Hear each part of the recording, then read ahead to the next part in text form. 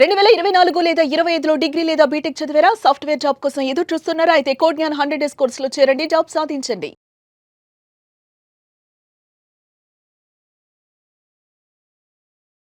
నమస్కారం శశి గారు. నమస్తే. సార్ చాలామంది ఏంటంటే లివింగ్లో ఉన్న తర్వాత కొద్ది రోజుల తర్వాత ఏం చేస్తారు అని అంటే ఫాల్స్ రేప్ కేసు పెట్టేసి వెళ్ళిపోతూ ఉంటారు అబ్బాయి మీద. వాళ్ళకి ఏం చేయాలో అర్థం కానటువంటి పరిస్థితి.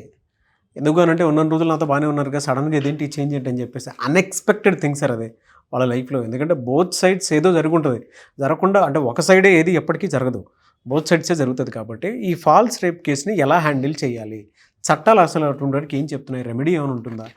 అబ్సల్యూట్లీ అండి. నా దగ్గర this is most common things which is happening across the society now. దీని పట్ల అబ్బాయిలకి మెయిన్ అవగాహన రావాలి. ఎందుకంటే ఇందులో అమ్మాయిల కంటే ఎక్కువ లాస్ అయ్యేది అబ్బాయిలే.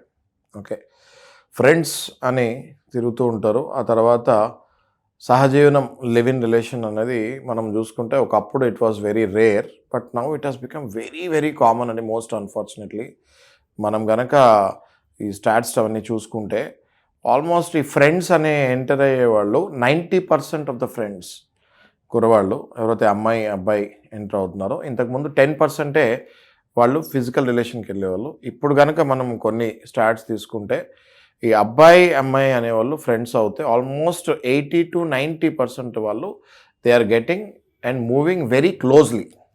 Okay, I will not pass a comment that they are in a physical relation which will be wrong, but they are moving very closely అని నేను చెప్పగలుగుతాను. Okay, very very closely.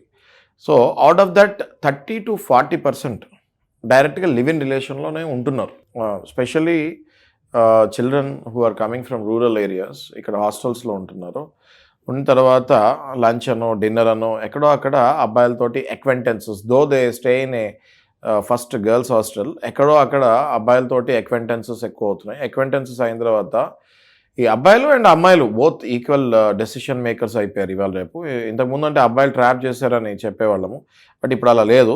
అబ్బాయిలు అండ్ అమ్మాయిలు ఈక్వల్ డెసిషన్ మేకర్స్ అయ్యారు. కాబట్టి ఇద్దరు decide అయ్యి they are getting into ఈ హైటెక్ సిటీ ఇటువైపు మనం హాస్టల్స్ చూసుకుంటే లివ్ ఇన్ రిలేషన్కి వాళ్ళు ప్రొవిజన్ ఇస్తున్నారు. ఓకే, అంటే అకామిడేషన్ ఇస్తున్నారు డైరెక్ట్గా. సో ఒకటే రూమ్లో ఒక అబ్బాయి ఒక అమ్మాయి పెళ్ళి కాకుండా ఉండొచ్చు. ఇప్పుడు మనం చూసుకుంటే ఇంత సైజు 10x6 రూమ్ లాగా ఇచ్చేసి both of the partners male and female వాళ్ళకి అక్కడ లివ్ ఇన్ రిలేషన్కి ప్రొవిజన్ ఇచ్చేస్తున్నారు. అంటే ఎంత దారుణంగా ఉంది అంటే, నేను కొన్ని హాస్టల్స్ విజిట్ అవుతాం జరిగింది కొన్ని కేసెస్ సందర్భంగా. ఎంత దారుణంగా ఉంది అంటే ఒక వైఫ్ అండ్ హస్బెండ్ కూడా అంత చిన్న రూమ్లో ఉండరు. అలాంటిది ఒక అబ్బాయి ఒక అమ్మాయి అంత చిన్న రూమ్లో కలిసి ఉంటున్నారు. నెల 2 నెలలు లివ్ ఇన్ అంటే ఇంతకుముందు అట్లీస్ట్ 2 years 3 years అనేవాళ్ళు. ఇప్పుడు live in relation is only for 15 days or 20 days or 1 month ఉంటున్నారు, మళ్ళీ విడిపోతున్నారు. ఎప్పుడైతే ఈ 15 days 1 month కలిసి ఉంటారో విడిపోతారో ఆటోమేటిక్గా టెక్నికాలిటీస్, లీగల్ టెక్నికాలిటీస్ ప్రకారం చూసుకుంటే అబ్బాయి ఓన్లీ ఫిజికల్ నీడ్స్ గురించే అమ్మాయితో ఉన్నాడు, పెళ్లి చేసుకోవాలన్న ఇంటెన్షన్ లేదు అన్నది అడ్వకేట్ ఈజీగా ప్రూవ్ చేయగలుగుతారు. ఎప్పుడైతే లివ్ ఇన్ రిలేషన్ ఒక 2 years 3 years దాటుతుందో అప్పుడు మ్యూచువల్ కన్సెంట్ అన్నది మనం ఎస్టాబ్లిష్ చేస్తానికి ఈజీ ఉంటుంది. ఎప్పుడైతే జస్ట్ కేవలం 15 days 20 days ఒక రూమ్లో హాస్టల్లో వెళ్ళిపోతే very easy for advocate to prove that is intention is wrong, his intention was to exploit her physically అని.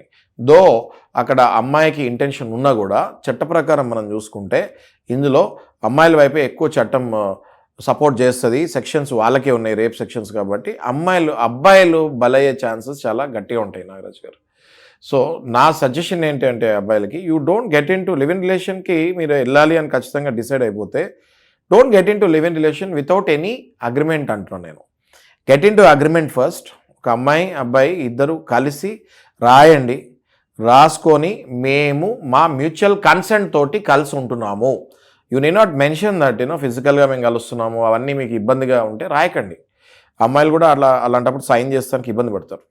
మేము ఇద్దరం కలిసి లివ్ ఇన్ రిలేషన్లోకి ఎంటర్ అవుతున్నాము, ఇది ఆ అబ్బాయి వైపు నుంచి ఎటువంటి ఫోర్స్ లేదు, నా ఇష్ట ప్రకారంగానే నేను లివ్ ఇన్లో ఉంటున్నాను అబ్బాయితోటి, అలాగే అబ్బాయి కూడా నా ఇష్ట ప్రకారం నేను అమ్మాయితో లివ్ ఇన్లో ఉంటున్నాను అనేది మీరు ఒక అగ్రిమెంట్ రాసుకోండి అంటున్నాను.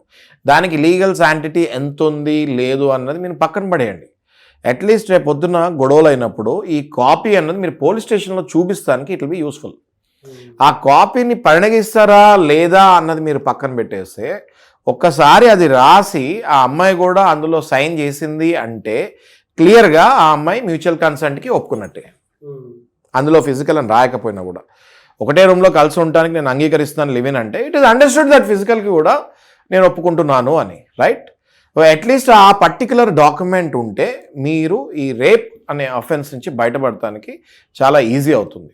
లేకపోతే under section 69 of BNS misconception అంటే నన్ను పెళ్లి చేసుకుంటా అన్నాడు కాబట్టి నేను లివిన్లోకి వచ్చాను, లేకపోతే నేను లివిన్కి వచ్చేదాన్నే కాదు, కాబట్టి నన్ను వాడుకొని వదిలేశాడు కాబట్టి అది రేప్ కింద కన్సిడర్ అవుతుంది అని సెక్షన్ 69 చెప్తుంది. కాబట్టి సెక్షన్ 69 వెళ్ళి ఏ అమ్మాయి పోలీస్ స్టేషన్లో కంప్లైంట్ ఇచ్చి కొన్ని ఎవిడెన్సెస్ చూపించినా అది కరెక్ట్ అనిపిస్తే 100% కేసు ఫైల్ అవుతుంది. ఆ తర్వాత ట్రయల్ అయిన తర్వాత అది మ్యూచువల్ కన్సెంట్. ఆ లోపు ఈ అబ్బాయి ఫ్యూచర్కి డ్యామేజ్ జరగాల్సింది బాగా జరుగుతుంది. మెంటల్గా, ఫిజికల్గా, కెరియర్ వైజ్ ఈ అబ్బాయి పూర్తిగా పతనం అయిపోతాడని చెప్తాలో నాకు సందేహం లేదు.